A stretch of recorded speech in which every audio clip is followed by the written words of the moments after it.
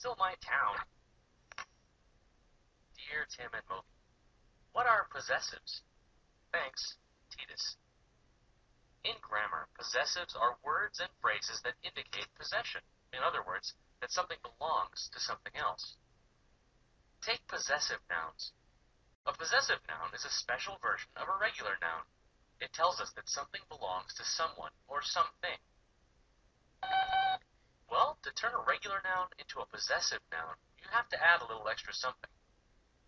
For singular nouns, it's usually an apostrophe followed by an S. Let's just pretend for a second that this town belongs to Moby. To indicate Moby's possession of the town, I add an apostrophe S to Moby. But doing that is not a universal rule. For example, what happens when the noun you want to turn into a possessive already ends with an S? Or what if a noun ends in a double S? Unfortunately, the answer isn't cut and dried. Some people like to put an apostrophe S at the end, and others prefer to just add an apostrophe after that final S. The same rule applies when you're dealing with nouns that end in a silent S, like Arkansas and Illinois. Some people add an apostrophe S, and others just tack on an apostrophe. It's one of those rare times in grammar when two different answers are both correct. Yay. Nope, plural nouns are a different story. As you know, most plural nouns already end in S. When you've got a plural noun, you just add an apostrophe to the end of the word, never an apostrophe S. So, the dog's bones are in Fred's hands. I didn't even think of that. For nouns that have irregular plural forms, like how mice is the plural of mouse, go with the original apostrophe S rule. And some nouns don't change at all when they're pluralized, like deer and moose can refer to one animal or many animals. Hey, save some of those for me.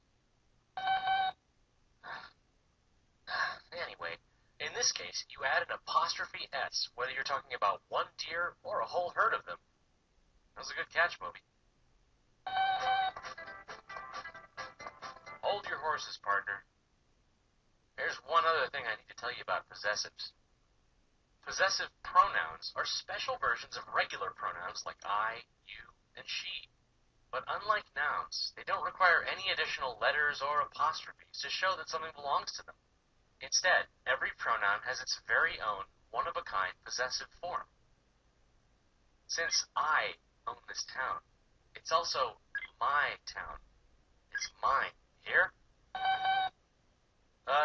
That's true. Sometimes using of works better than the possessive, but especially in poetry and literature. For example, the lyric, "The land of the free and the home of the brave" would sound right as the free's land and the brave's home. And Wrath's grapes wouldn't be as catchy as the grapes of wrath. It's really a judgment call. Depending on the context, you have to decide when that of construction sounds better. Moby? You think that sounds better? Man, you really have a tin ear.